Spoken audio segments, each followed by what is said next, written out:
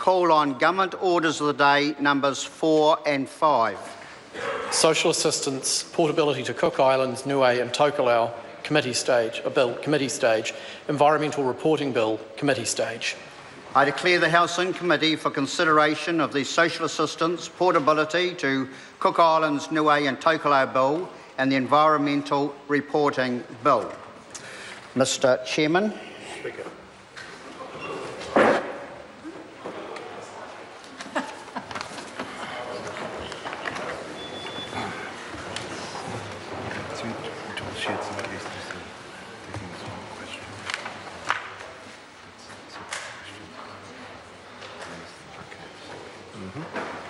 The House is in committee on the Social Assistance Portability to Cook Islands, Niue and Tokelau Bill and the Environment Reporting Bill. Members, we turn first to the Social Assistance Portability to Cook Islands, Niue and Tokelau Bill. The question is that Part 1 stand part.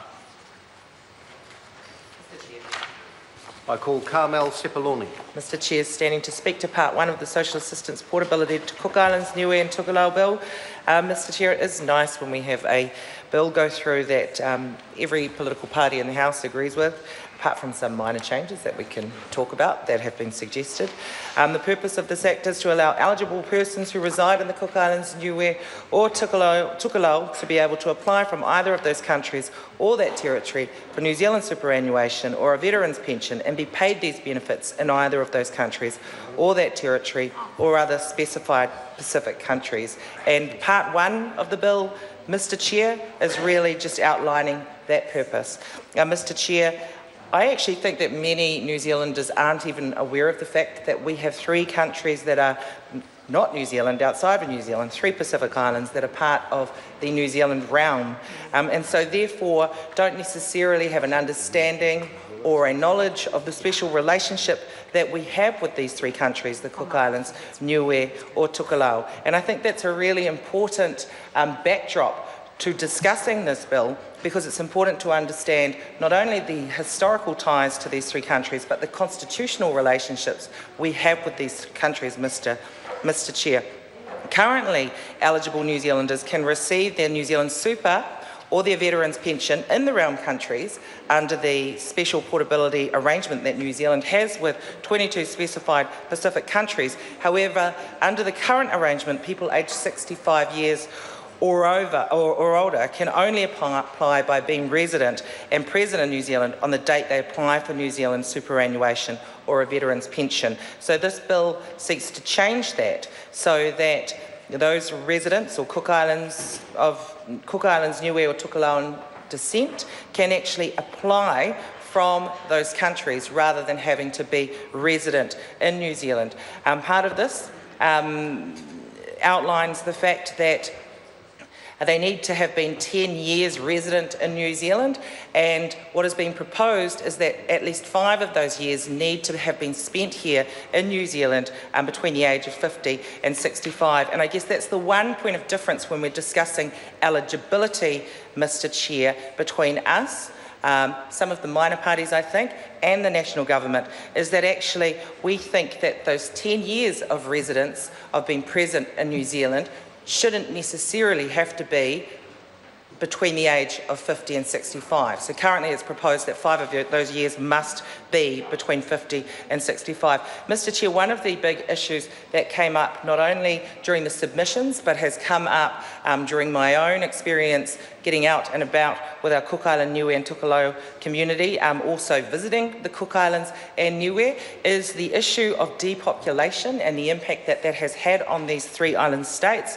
And I think one thing that we as New Zealand don't recognise at all, if even enough, is the fact that the issues of depopulation that those 3 countries face really are due to the constitutional arrangement we have with them, in that they are given the opportunity to travel freely to New Zealand. Now that is seen as a positive thing, but also we have depleted those 3 countries of their biggest resource.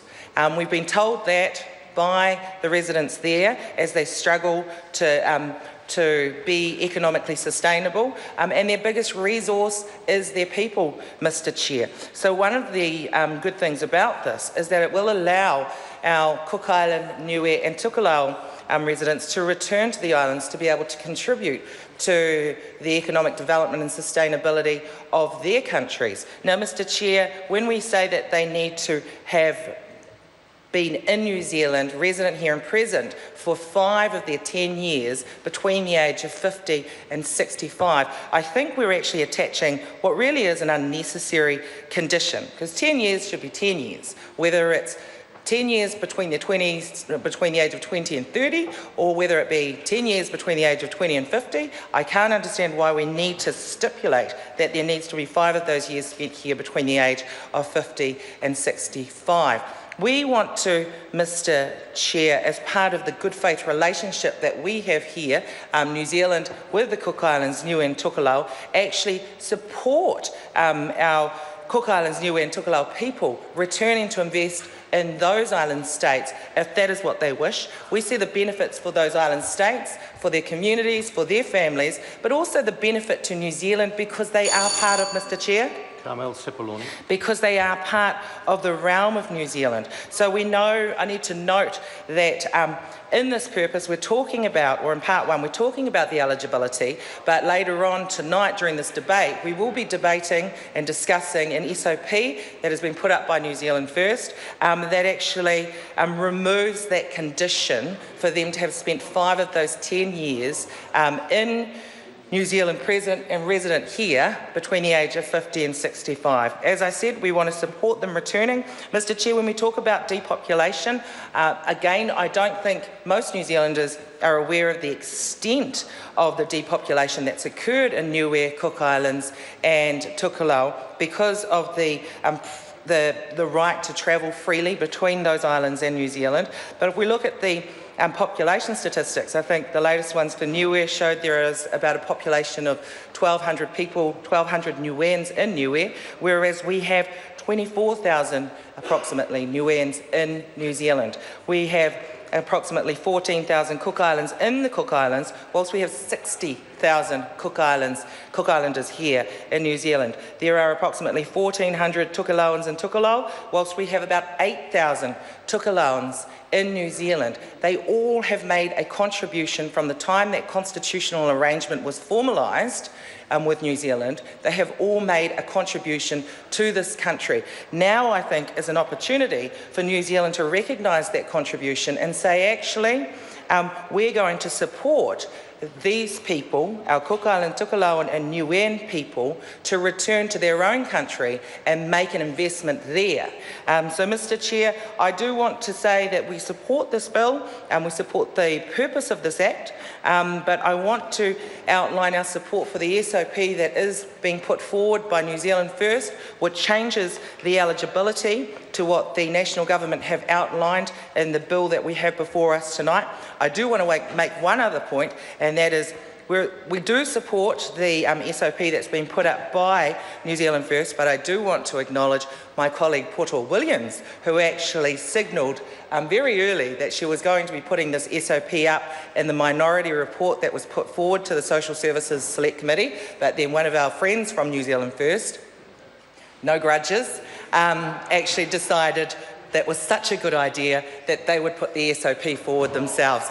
So, Mr. Chair, we support this bill, and as I've outlined, though, we do support the SOP that's being put up by New Zealand First later on tonight to change the eligibility slightly, so that the 10 years served doesn't have to, well, of the 10 years served, 5 years does not need to be between the age of 50 and 65 residing and present in New Zealand. Thank you, Mr. Chair. I call the Right Honourable Winston. Speaker, we do